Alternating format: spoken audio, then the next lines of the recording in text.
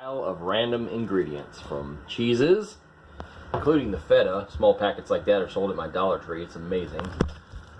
Green olives, banana peppers, onions, pepperoni, diced ham, sliced luncheon meat. What could we be making? Oven probably about 350, 375 for this, because we're just melting the cheese. We're not actually trying to cook everything all at once. My dial's dirty there, I need to clean it.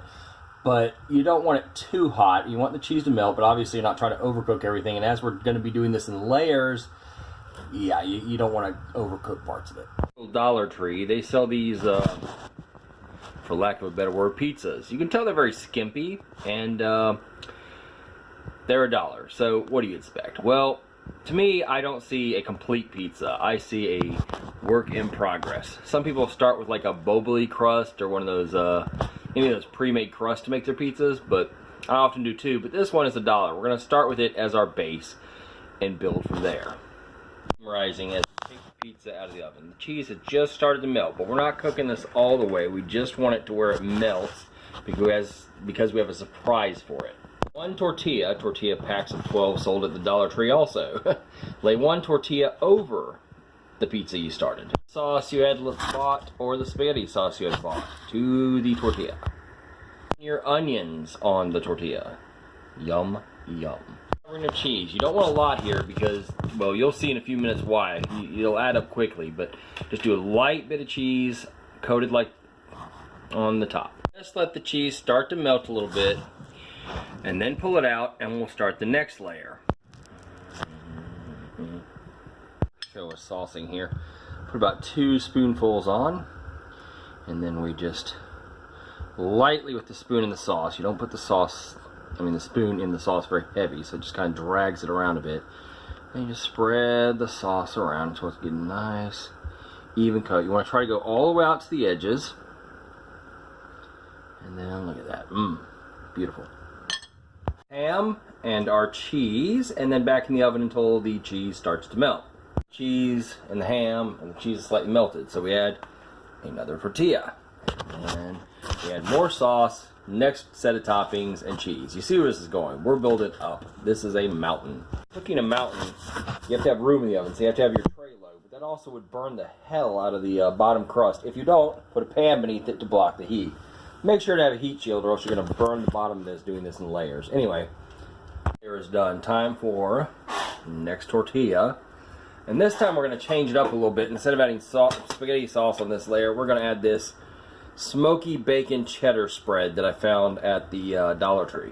Of our bacon cheese spread. Kind of looks like icing, actually. I think I'm going to add probably pepperonis to this layer. Years. Placing pepperonis I hated, especially since I worked at a chain restaurant and it took many pepperonis to cover many pizzas, and they take forever to put on if you're not good at it. At home, you take your time and make it much prettier, like I have here. This kind of cheese doesn't actually have to be melted in the oven. You can actually slap another tortilla on and do another layer immediately, which we're going to do. We've added another layer. We did this time you can't really see to it, but the bacon cheese and the pizza sauce and the banana peppers. Now we're going to add a sprinkle of cheese and melt that in the oven. Banana pepper layer. Now keep in mind, I'm not recommending this dish as anything every day or even that it's healthy. It is clearly not. It has tons of cheese, tons of other things on it. What it is good for is if you have a bunch of friends in college or a weekend where you're doing Netflix or something where every one of y'all is kind of broke and just one of y'all can bring some leftover steak. One of y'all may have an onion you can bring. And, you know, the pack of tortillas at the Dollar Tree, or even if you have to go somewhere like Walmart or the grocery store, usually only a couple bucks. You know, you can find cheese spread pretty quick. Cheese, like, everybody can bring. Like, even if you have block cheese, y'all can all bring a little bit of your block cheese that's left over, even luncheon slices if you can deal with them, and just use those. So it's kind of one of those things that's better if you're doing it as a group project or, say, for a birthday party or something like that. Something special occasion, because the thing does get, you know, obviously not the most healthy dish. It certainly is wonderful, maybe for like a sporting party if you do like Super Bowl or something. But you have to have a good sturdy plate to put them on too, because they also get very heavy quickly. Alright, time to get up the next layer. And cheese, about to go in the oven. Another thing you can add on these is, say you've been to a Chinese restaurant and have leftover, say like Mongolian beef. That makes a great topping on a pizza, even a regular pizza.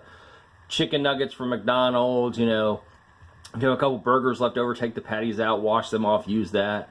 Get creative. I mean, this is especially good to get rid of a lot of little bits and pieces of leftovers because you don't have to have much for each layer.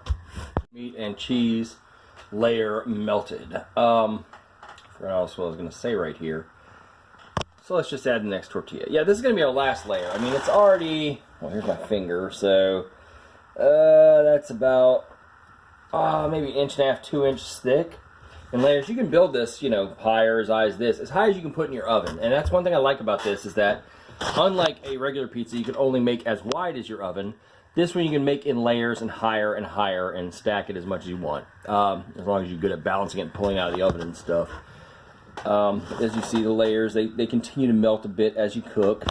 And the bottom, although it's crisp, you can see is not getting burnt because of that heat shield, which is very important if you're building and having it as much time in the oven as you will. There, I did the smoky cheddar cheese spread again. Those large chunks right there are a cheese I bought at the Dollar Tree. It comes in a small block, and it is, let's get the label here, I can read it.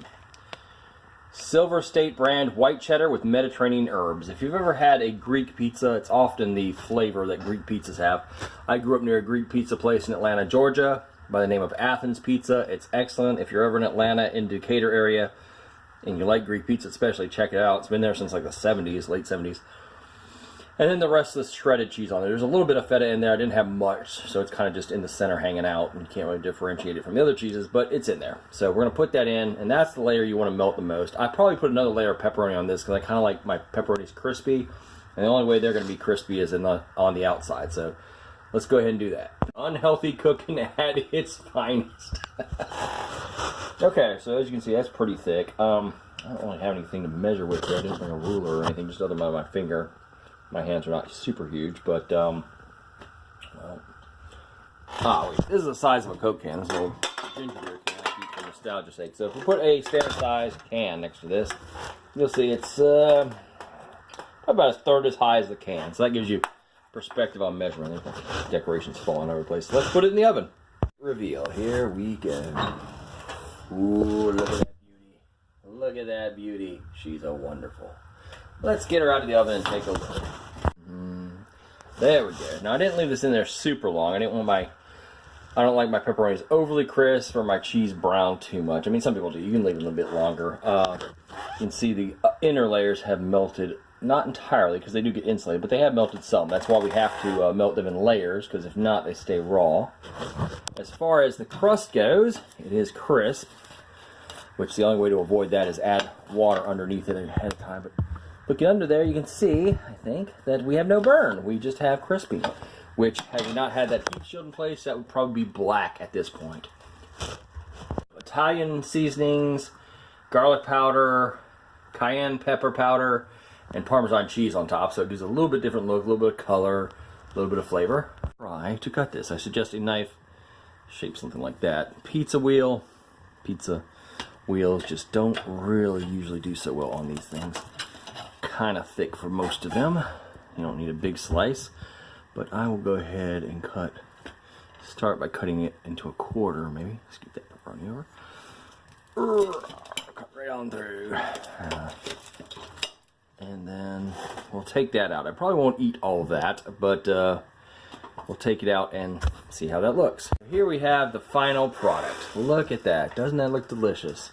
Sort of like pizza, sort of like lasagna, sort of like a total mess and a heart attack waiting to happen. A friend and I had a contest around, I think it was either the summer of 90 or 91, to make the best pizza, and we tried to make bigger first, wider, longer pizza. Well, we ran out of oven room.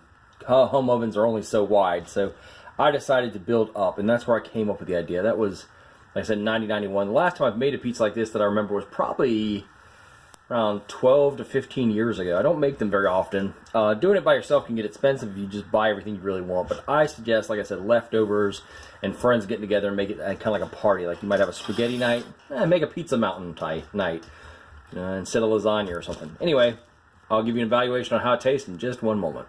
Okay. Thor's hammer. Bless the guy. Anyway, here we have the pizza mountain. So I'm going to take a bite and see what I think and evaluate my own cooking today. Oh my gosh, amazing. Okay. To give that a rating, it is definitely a 10 out of 10. Highly recommended. Y'all keep good to each other, and y'all cook well.